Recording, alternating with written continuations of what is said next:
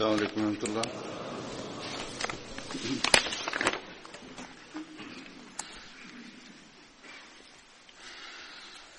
أشهد أن لا إله إلا الله وحده لا شريك له وأشهد أن محمدا عبده ورسوله. أما بعد فأعوذ بالله من الشيطان الرجيم. بسم الله الرحمن الرحيم. الحمد لله رب العالمين الرحمن الرحيم مالك يوم الدين.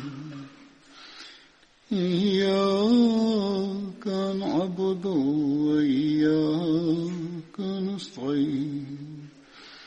اهدنا الصراط المستقيم صراط الذين أنعمت عليهم غير المغضوب عليهم ولا الضالين.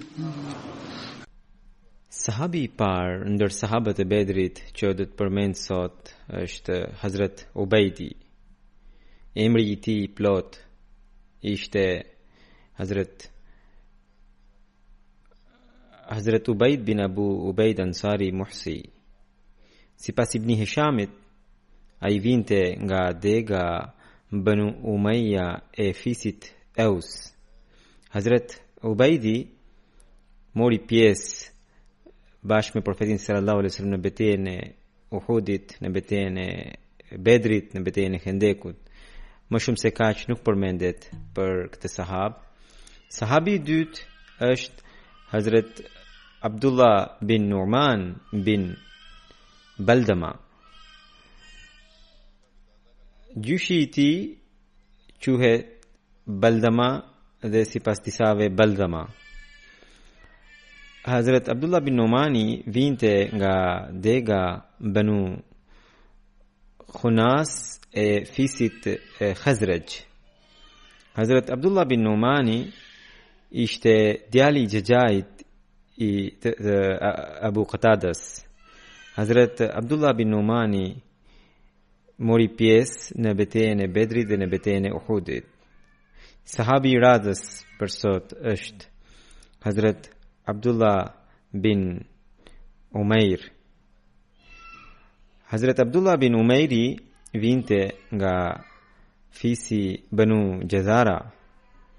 Ai mori pjesë në betejën e Bedrit. Sipas një transmetimi, babai I tij ishte emri I babait të tij nuk ishte Umair, por Ubaid. Gjithashtu edhe emri I gjyshit të tij përmendet diku, Adi, disa tjerë e përmendin Haritha. Ibn Hishami thotë që ai vinte nga fisi Banu Jazara, kurse sipas Ibn Ishaqut ai vinte nga fisi Banu Haritha. Të dy këta janë historian të Islamit. Sahabi I radhës që do të përmend sot është Hazrat Amr bin Harith. Hazrat Amri vinte nga fisi Banu Harith.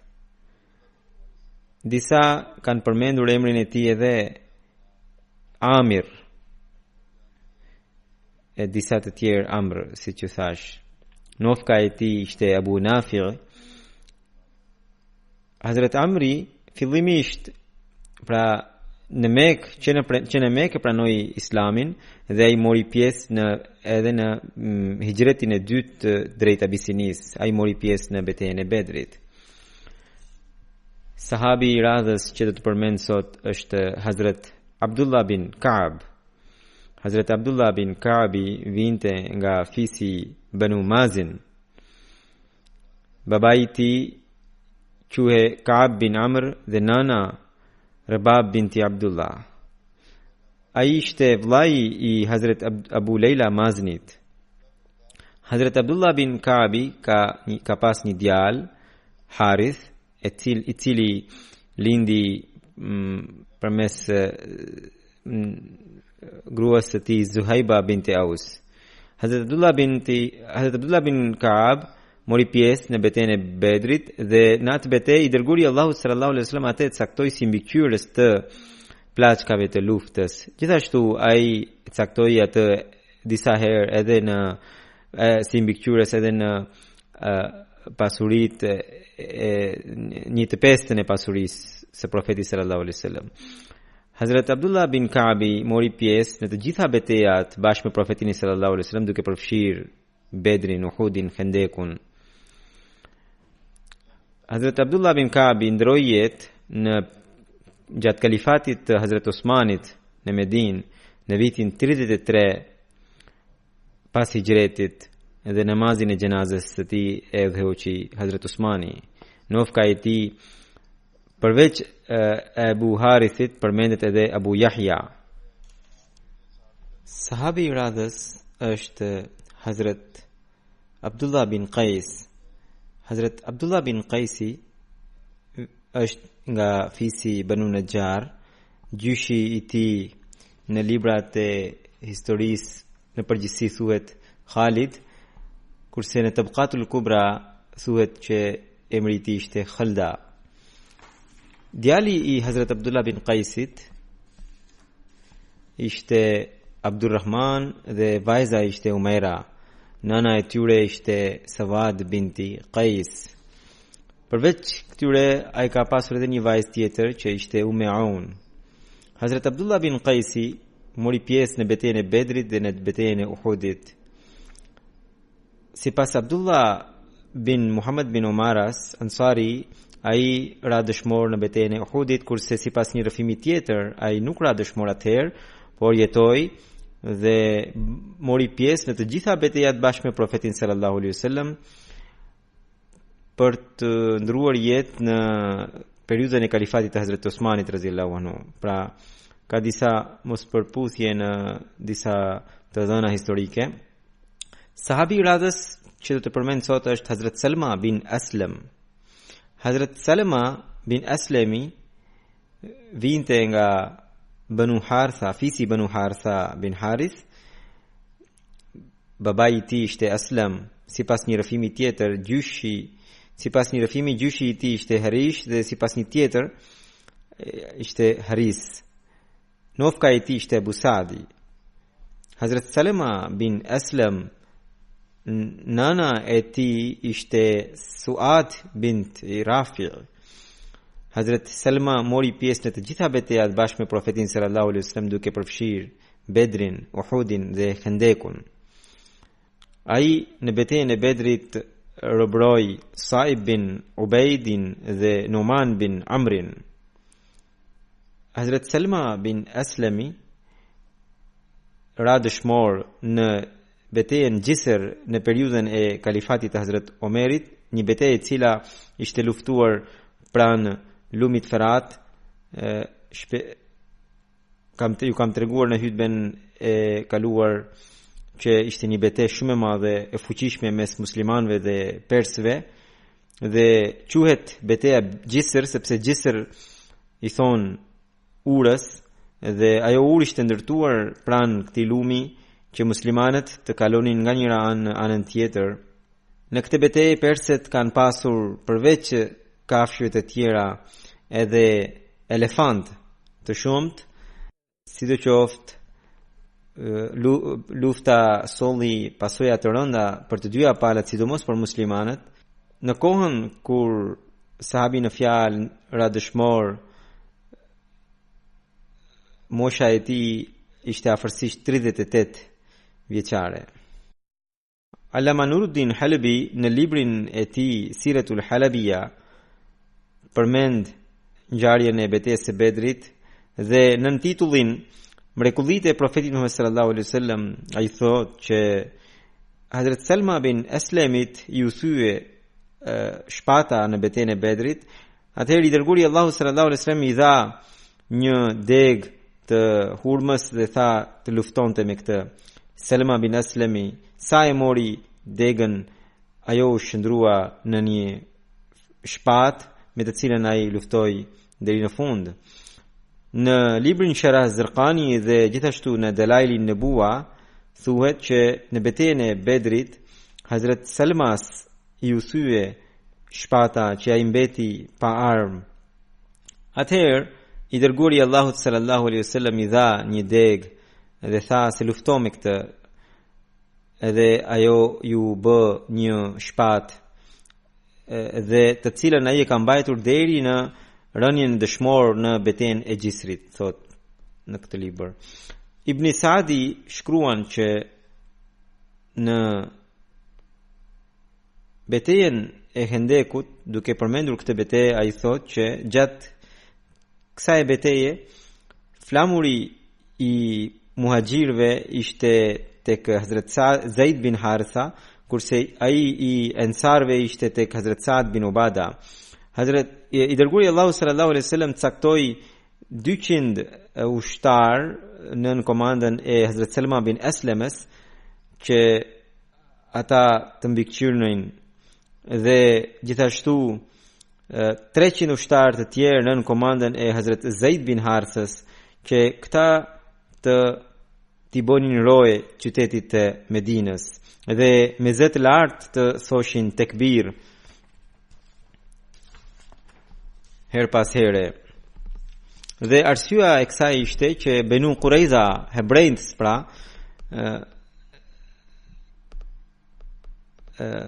nga Banu Qurayza kishte frikë nga për sulmin aty ku ishin gratë dhe fëmijët musliman. Dhe gjithashtu ishte kurdisur një komplot për vrasjen e profetit Muhammed sallallahu alaihi wasallam.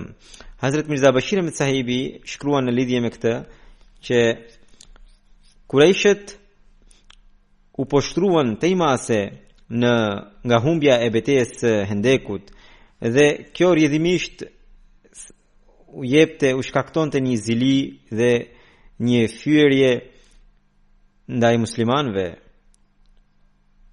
Dhe sidomos Ebu Sufjani, i cili ishte dhe kryetari i Mekasve dhe donte të luftonte me mishe me shpirt në betejën e Hendekut. Dhe për këtë arsye ai nga brenda po digje nga zilia dhe filloi të kurdiste planet për të vrarë armikun e tij kryesor, pra profetin Muhammed sallallahu alaihi wasallam. Ai filloi të mendonte se si ta realizonte këtë plan, pasi ati i kishin dështuar të gjitha betejat dhe planet e tjera për të arritur këtë qëllim. Ai dinte që i dërguari Allahu sallallahu alaihi wasallam dilte në Medinë edhe vetëm paroj dhe nganjëherë komplet i lirë shëtiste në rrugicat e Mekës, vetëm në xhamin e profetit, pra në xhamin e tij ai vinte të paktën 5 herë në ditë dhe në përustime ai rinte krejtësisht i pambrojtur. Për Ebu Sufjanin kjo ishte gjëja më optimale, që ai të merrte një vrasës me pagesë edhe të arrinte qëllimin. Kështu që kur ai u vendos në këtë synim, atëherë një ditë ai mblodhi disa të rinj Quraysh dhe u atregoi mendimin e tij dhe pyeti që a nuk keni qoftë një të vetëm trim i cili ta vras Muhammedin sallallahu alaihi wasallam. Dhe tha që ju e dini që Muhammedi lirisht shëtit në rrugicat e Medinës dhe të rinjt kur e dëgjuan e kuptuan që ishte fjalë me vend. Nuk ishin kaluar ende shumë ditë që një beduin, një djalë i ri, erdhi tek Ebu Sufjani dhe tha se un kam dëgjuar mendimin tënd dhe ja un jam i gatshëm për këtë punë. Un kam zemër të fortë dhe jam i fuqishëm. kapja ime është e rëndë dhe sulmi im është i beft. Në qoftë se do më ndihmosh në këtë udhtim, unë do ta vras profetin pra Muhamedit, thoshte ai. Unë kam shtoj ai një hanxar i cili mrin fshet sikur puplat e fsheta të zogjve grabitçar. Edhe atëherë, kështu që unë do të futem në kuvendet e profetit, pra Muhamedit, thoshte ai, edhe do ta vras edhe më pas do t'i ambath për t'ju bashkuar në një karvani që vjen drejt Mekës. Edhe unë gjithashtu thaj di shumë mirë rrugicat dhe threthinën e Medinës. Ebu Sufjani u gëzua dhe e miratoi dhe më pas i dha një deve të shpejt dhe ushqimin e rrugës dhe e porositi që të mos ia zbulonte sekretin askujt. Nga Meka ky person u nis duke qëndruar i fshet gjatë ditës dhe duke udhëtuar gjatë natës, dhe kështu ditën e 6 mbriti në Medinë dhe pyeti për profetin Muhammed sallallahu alaihi wasallam dhe mbriti në xhamin e fisit Bani Abdul Ashhal, aty ku profeti sallallahu alaihi wasallam kishte shkuar. Në këtë ditë shpesh njerëz të ndryshëm vinin në Medinë dhe asnjë musliman për këtë arsye nuk dishoi edhe te ky se nga çfarë synimi kishte hyrë në Medinë. Por ky njeri sa hyri në Medinë, profeti sallallahu alaihi wasallam e pa se ai po hynte, më një herë tha se ky njeri po vjen me një qëllim të keq. Profeti sallallahu alaihi wasallam këtë e kishte me zë të lartë dhe ai shpejtoi hapat për ta kryer qëllimin e tij. Por një sahabe ensari, Usaid bin Huzaira, me njëherë ju vërsul dhe kapi, dhe ndërkohë kur dora e ti e zuri hanxharin e ti të fshet, ai bërtiti që më lëndove, më plagose. Sahabi në fjalë kur e zuri, atëherë profeti sallallahu alaihi wasallam e pyeti, më tregohet se me çfarë qëllimi ke ardhur. Ai tha, në qoftë se do të më falni jetën, do t'ju tregoj të vërtetën. Profeti sallallahu alaihi wasallam ju përgjigj me pohim. Atëherë ai ja tregoi gjithë ngjarjen, se si kishte ardhur dhe se sa para kishte premtuar Ebu Sufjani si shpërblim për këtë vrasje.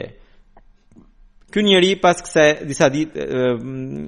për disa ditë qëndroi në Medinë dhe më pas duke parë gjendjen e muslimanëve, duke parë virtytet e profetit sallallahu alaihi wasallam, me dëshirë e pranoi edhe Islamin. Nga ky komplot i vrasjes nga ana e Ebu Sufjanit tregoi që ky komplot tregoi që Mekasit kishin synime të frikshme. Dhe i dërguari Allahu sallallahu alaihi wasallam atëherë dërgoi 2 sahabë për këtë arsye, Amr bin Umayya Zamri dhe tjetrin Salma bin Aslam, pra sahabi për të cilin ne po flasim sot. Këta 2 i dërgoi drejt Mekës dhe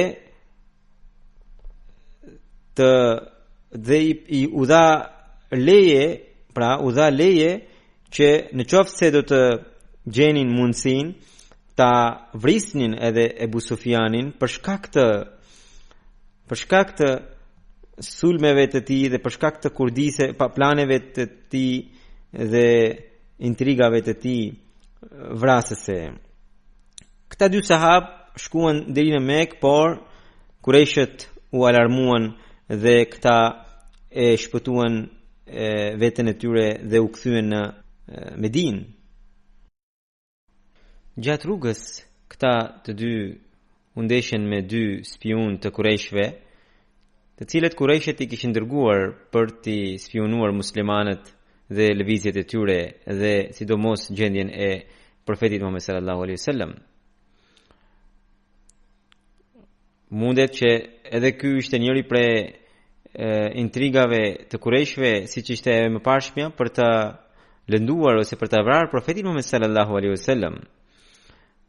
Dhe kështu që këta të 2 muslimanët u ndeshen me 2 spionët e Qurayshve pra Umayya dhe Selma dhe u ndeshën me spionët e Qurayshve dhe ata i sulmuan dhe munduan ti robruan, por ata i kundërpërgjigjen dhe gjatë kësaj ndeshje njëri prej spionëve u vra dhe tjetri u prangos edhe ata e sollën në Medinë.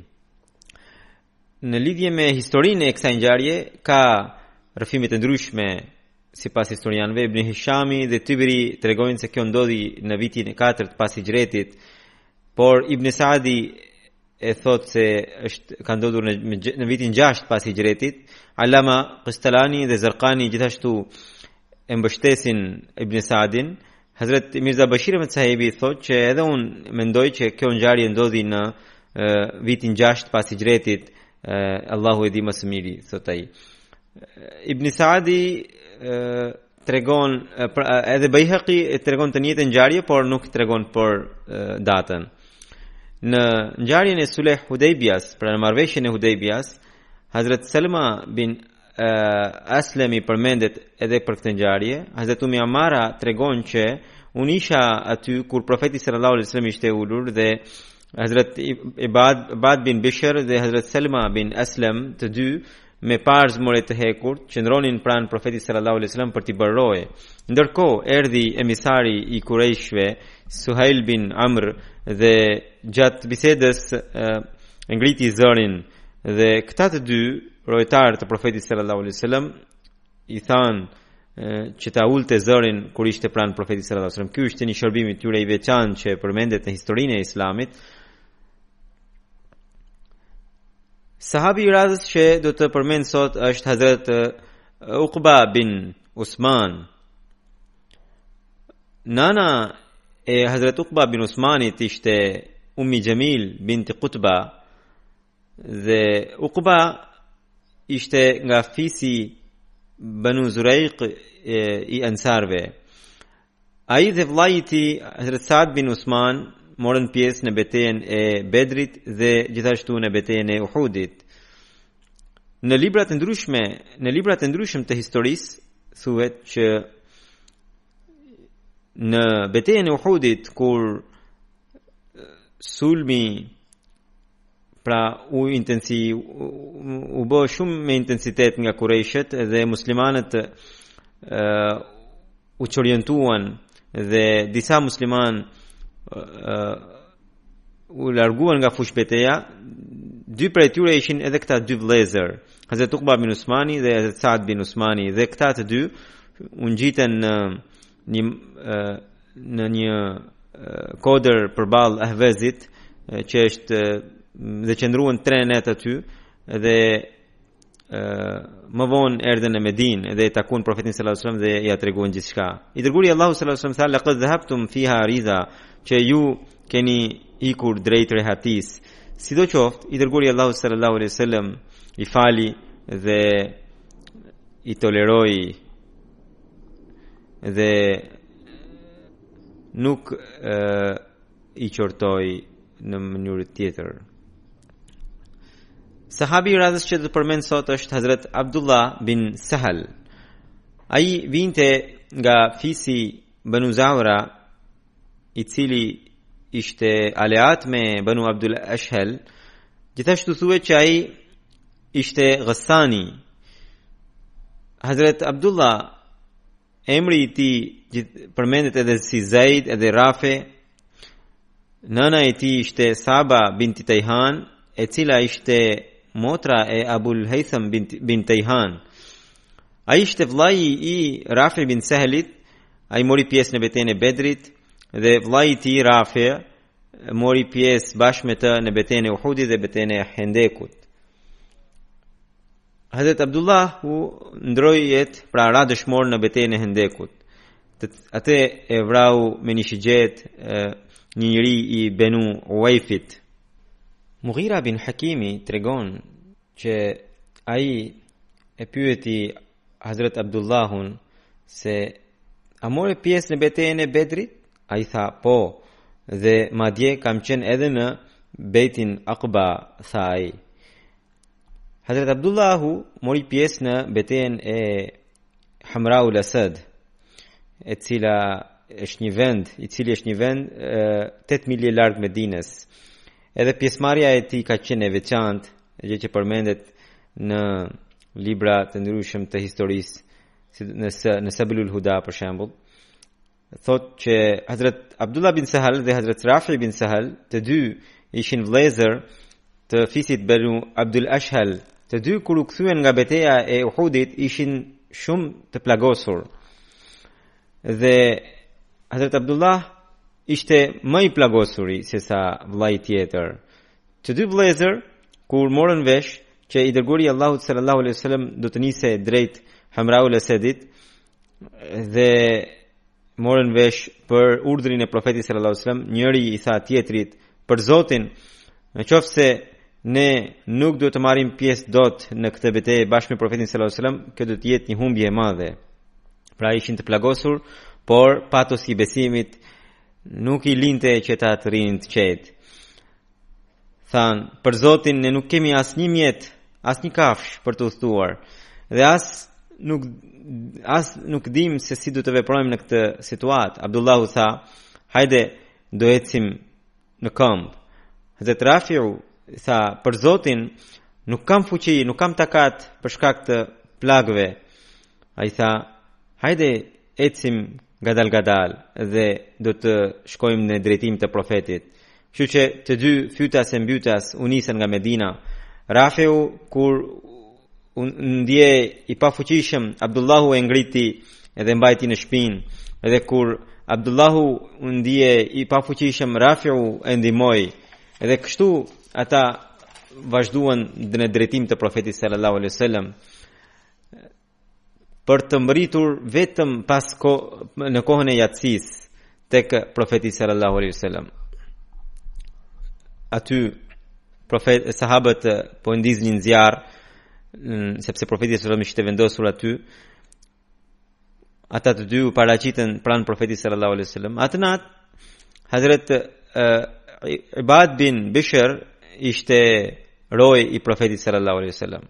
Profeti i pyeti përse ishin vonuar ata dhe përse kishin qëndruar në Medinë. Ata të dy ja treguan profetit gjithë ngjarjen. Profeti sallallahu alaihi wasallam u lut për ta dhe tha: "Nëse do të keni jetë, do të shikoni që ju do të gjeni kuaj, mushka dhe deve për të udhëtuar."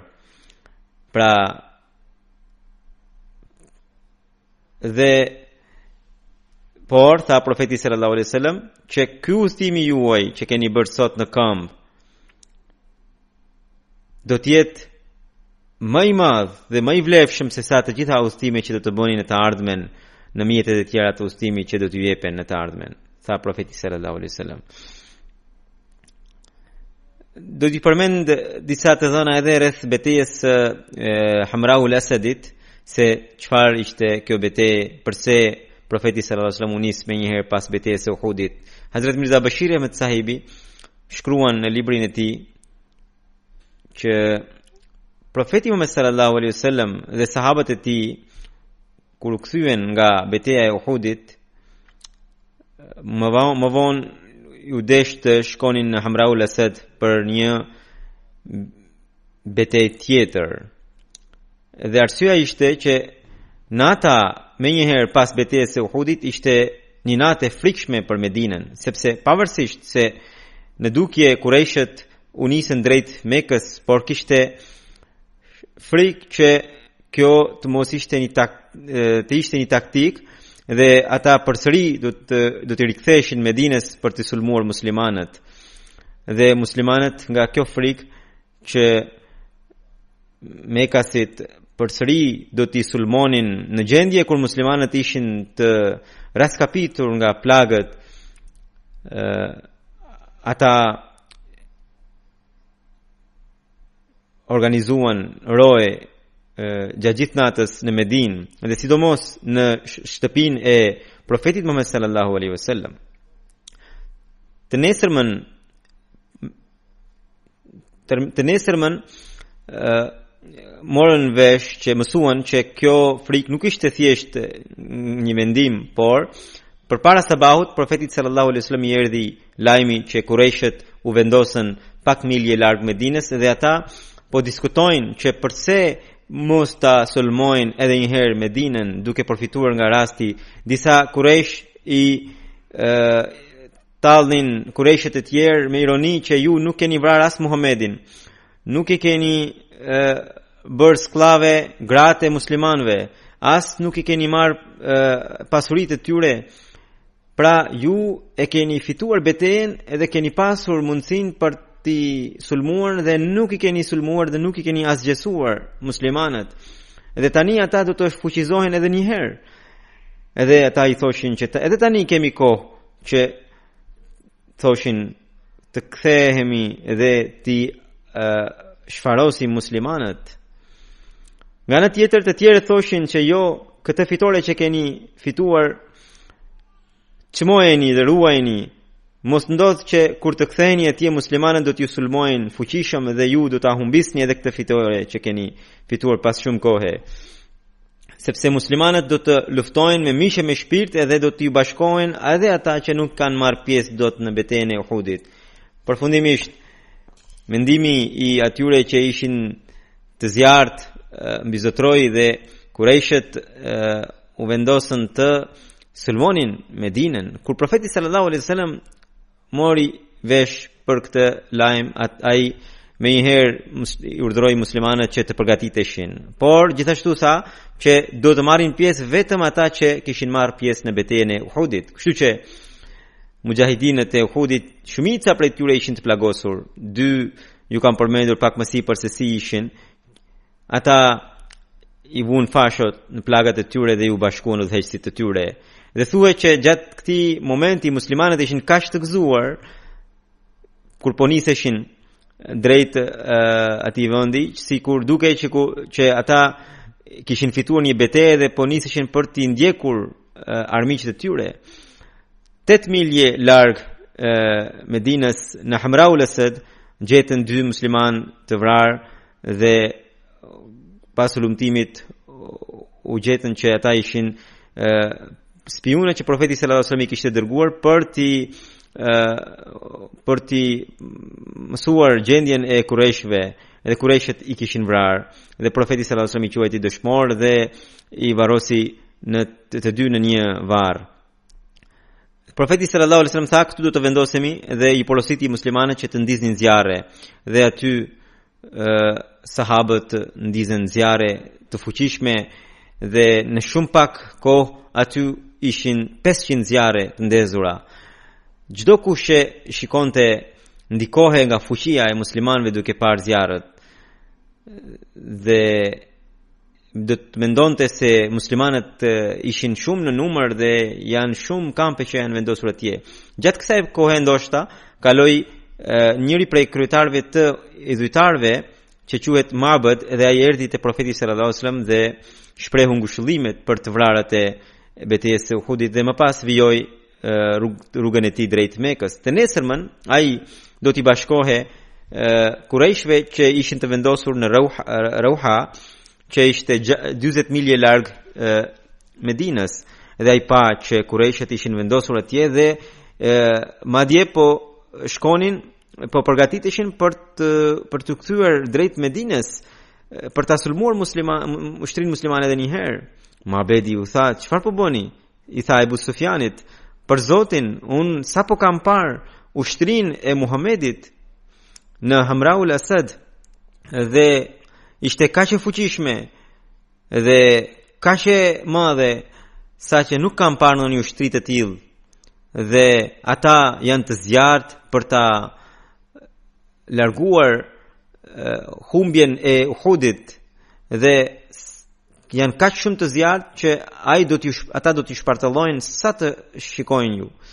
Abu Sufjani dhe shokët e tij u ndikuan nga fjalët e Mabedit dhe hoqën dorë nga mendimi për të sulmuar Medinën dhe u nisën në drejtim të Mekës.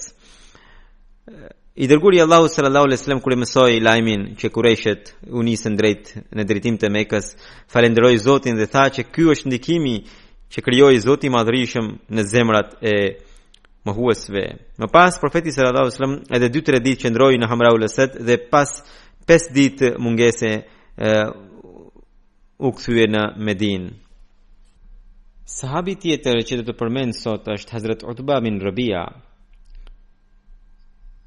nga cili fis i përkiste Hazrat Utba. Në lidhje me këtë historianët kanë mendime të ndryshme. Ibn Ishaku thot që Hazrat Utba bin Rabia vinte nga fisi Bahra, që ishte aleat me fisin Banu Lauzan, ndërsa të tjerët thonë që ai ishte aleat me fisin Aus. Sidoqoftë, ai mori pjesë në betejën e Bedrit dhe në betejën e Uhudit. Allama Ibn Hajar Asqalani thot që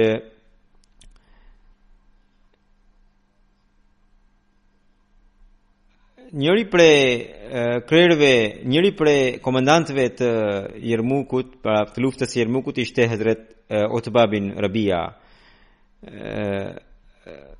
Do të përmend shkurtimisht rreth luftës së Jermukut.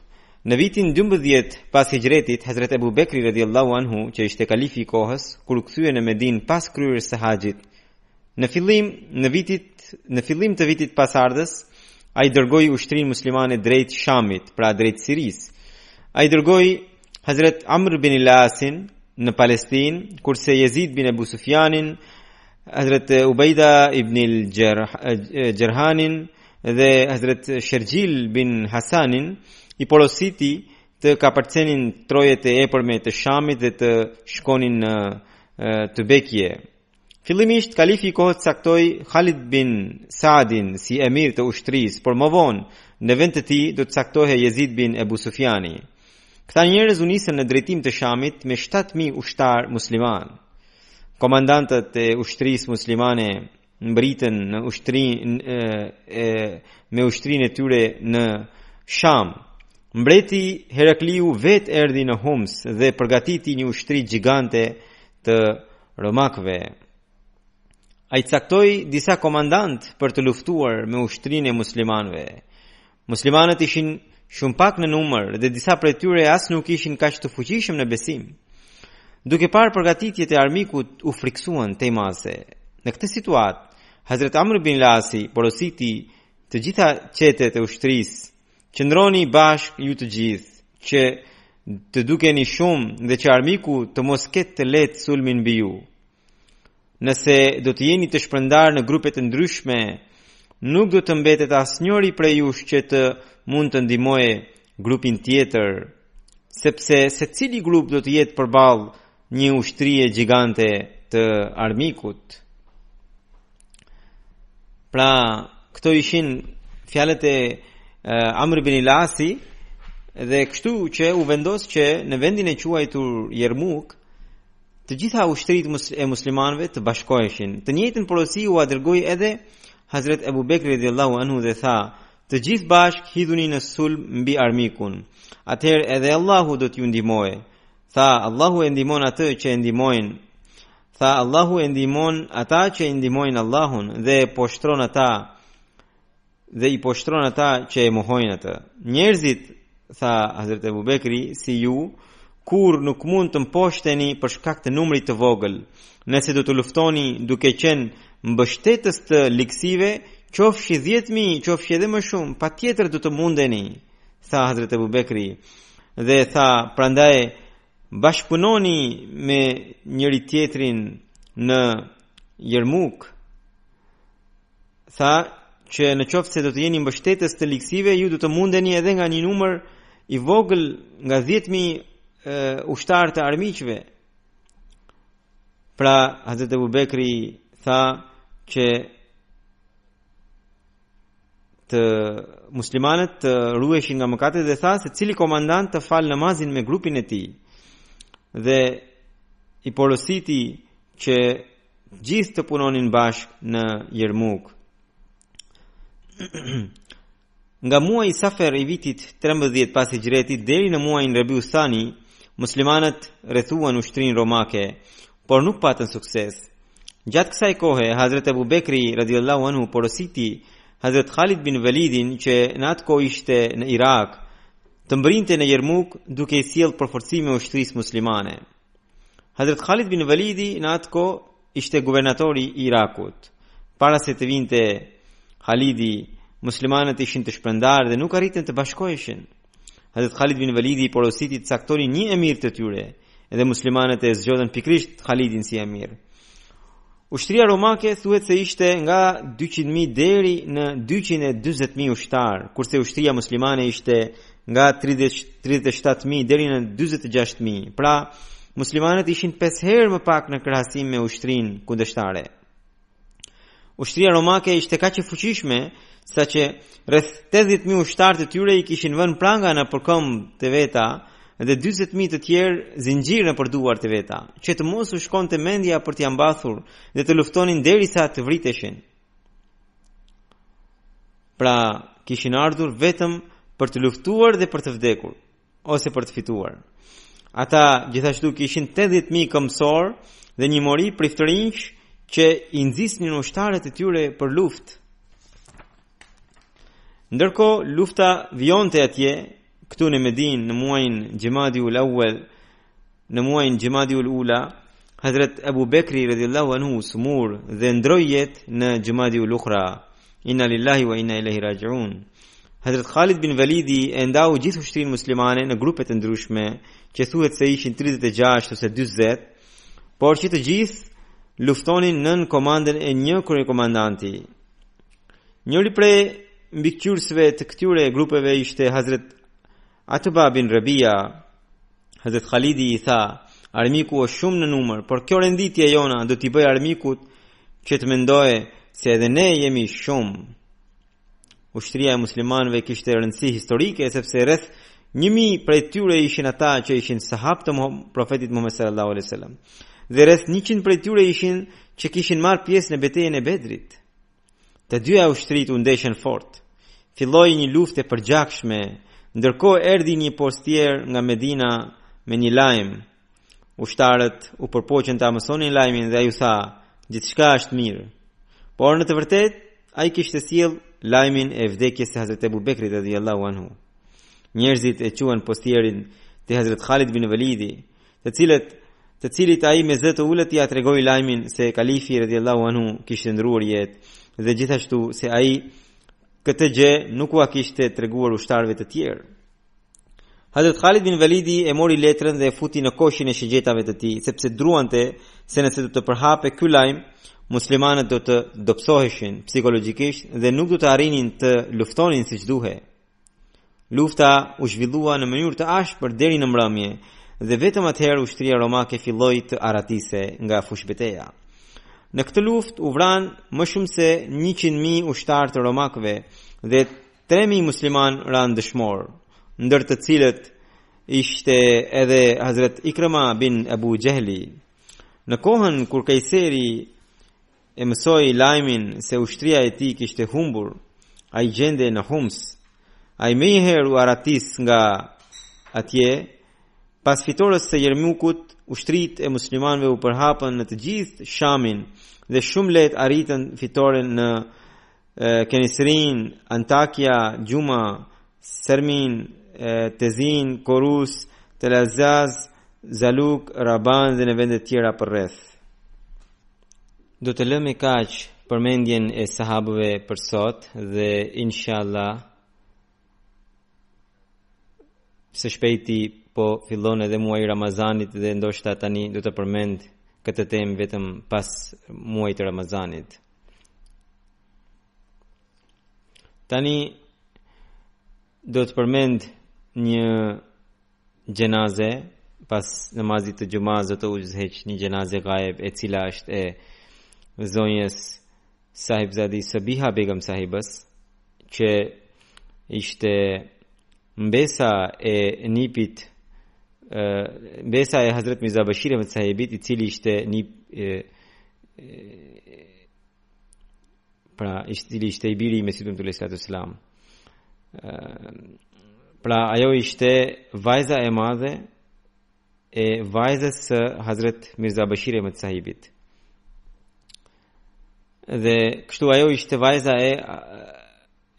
gjithashtu ajo ishte vajza e Hazrat Mirza Rashid Ahmed sahibit dhe ishte bashortja e sahibzada Anwar Ahmad sahibit. Ajo ndrojet më 30 prill në Tahir Heart Institute, inna lillahi wa inna ilahi rajiun, në moshën 90 vjeçare, dhe kështu ajo ishte edhe nusja e dajes time. Hazrat Mirza Rashid Ahmad sahibi ishte djali i Hazrat Mirza Sultan Ahmad sahibit. Dhe si që kam thënë që e ndjera ishte vajzës së madhe të Hazrat Mirza Bashir Ahmad sahibit, që quhe Amatus Salam. Hazrat Amma Jan, dhe më thënë bashortja e Hazrat Mesih Premtullah Islatu Salam, radiallahu anha, në dasmën e fundi që mori pjesë në Rabba ishte pikrisht e së ndjerës. Ajo ishte dhe motra e bashortës Hazrat Kalifit katërt rahimahullahu taala, Hazrat Sayyida Asfa Begum sahibës, madje ishte motra e madhe, dhe përveç këtyre dyve ata kanë pasur edhe një motër dhe 3 vëllezër. Motra Anisa Fauzia Saheba shkruan që e ndjera ishte më e madhja në shtëpi dhe për këtë arsye prindërit shpesh i kërkonin mendim për vendime të ndryshme, për të marrë vendime të ndryshme dhe besonin madje tek ajo, dhe edhe ajo ishte shumë e besueshme për prindërit e vet. Ajo thot që, pra e ndjera thot që kur për mua filloi biseda e martesës me një djalë të Hazret Kalifit të dytë, Hazret Kalifi i dytë tha që kam tashmë 2 nuse nga kjo familje dhe kjo familje është e mbar. Pra njëra ishte bashortja e Hazret Kalifit të 4 dhe tjetra ishte kjo, dhe Hazret Kalifi i dytë tha se këto 2 nuse janë shumë të sinqerta dhe bojnë përpjekje gjithmonë për t'i mbajtur bashk gjithë njerëzit e fisit. Djali i saj shkruan që nëna ime ishte shumë zemërbut dhe dashamirëse ndaj të varfërve dhe ndihmonte jashtëzakonisht shumë të varfërit dhe gjithë njerëzit që i njifte dhe me shikonte se ata ishin në nevojë. Shërbyesat, vajza që shërbyen në shtëpinë e saj, i ndihmonte, madje i martonte dhe ua përgatiste dhe plaçkat pajën e dasmës. Njëra prej tyre i kërkoi që më bëj t'i bënte gati, t'i bënte pajën njësoj si që kishte bërë për vajzën e vetë, dhe ajo ja plotësoi dëshirën. Ajo la pas 3 vajza dhe 1 djalë. Ajo ishte edhe vasiat bërse. Gjenazea e saj u fal dje në Behishti Makbera në Rabba. Allahu i bëfte dhe fëmijët që t'i vjojnë mirësitë e së ndjerës dhe t'i mundsojnë që ata të jetojnë me dashuri me njëri tjetrin dhe të jenë të lidhur edhe me xhamatin dhe me kalifatin gjithmonë. Alhamdulillah nahmaduhu wa nasta'inuhu wa nastaghfiruhu wa nu'minu bihi wa natawakkalu alayhi ونعوذ بالله من شرور أنفسنا ومن سيئات أعمالنا من يهده الله فلا مضل له ومن يضلل فلا هادي له ونشهد أن لا إله إلا الله ونشهد أن محمدا عبده ورسوله